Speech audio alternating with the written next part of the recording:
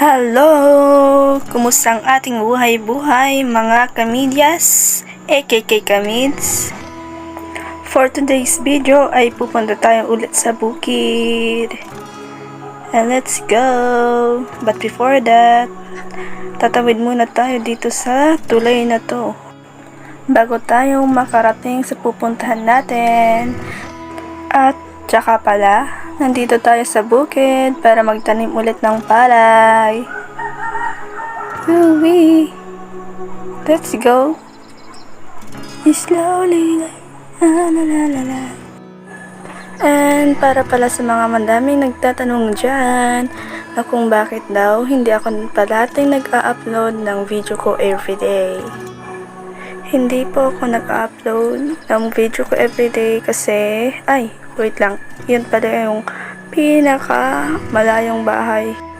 Hindi naman yung as in pinaka-malayong bahay dito sa Tulare City, but I think siya yung nasa pinakapaba na bahay o pinakamalapit sa ilog, at saka meron pa nakatira doon hanggang ngayon.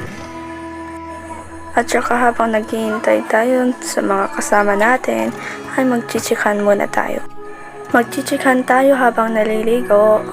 At yung pala nabanggit ko kanina kung bakit ako hindi na parati nag-a-upload ng vlog ko everyday, ay ang sagot ko dyan ay ayaw ko yung nagbi-video na walang ka-special for me, and mas lalo na sa mga tao.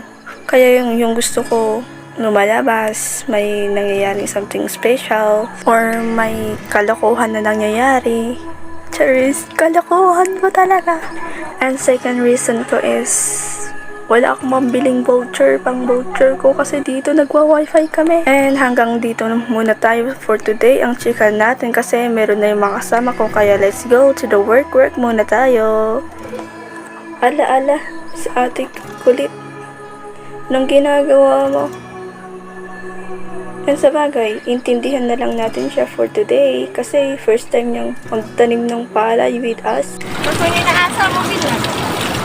Ang kaon ito ay waterproof sa factory. May natutunan si ate kulit. Waterproof daw yung palay. Ano pang alam yung waterproof? Pwedeng paki-comment na lang. And merienda time. At saka may nahuli din ako after ng merienda. Ayun tuloy. Pati si ate nakisama na din. Pagod na daw. At gustong makiligo dun sa mga bata naliligo dun sa ilog. And I think ginagawa nila dun para madumihan sila at may rason sila para makiligo. Kasing ligong-ligo na daw sila. Gusto nila talagang maligo kasi ang init-init daw. Kaya naglaro na lang sila. Ayun tuloy. And gusto lang nilang ma-excuse. Excuse talaga. And habang pinapanood natin sila ay gusto ko lang i-share na yung pinapost ko na kwento about sa Mysterious sa Villa Soledad ay ina-upload ko din sa YouTube. Meron akong account doon. If you want to download, and pwede naman. And so, lunch na daw, kaya kainan na. And after the lunch, imbes ugasan yung plato, after inugasan, pinaglaruan na. And after maligo, bye-bye! Let's go home na! Uwian na! Mabalu! Let's go! Tatawid naman tayo sa tulay! Ay! Goodbye, Philippines! Dahan-dahan lang, baka may mahulog, log. May tulay tayong hinaharap sa buhay natin, di ba?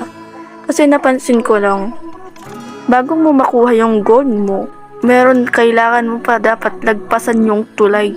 Problema, pagsubok, bago ka magtagumpay. Gaya yan, nagtagumpay na sila.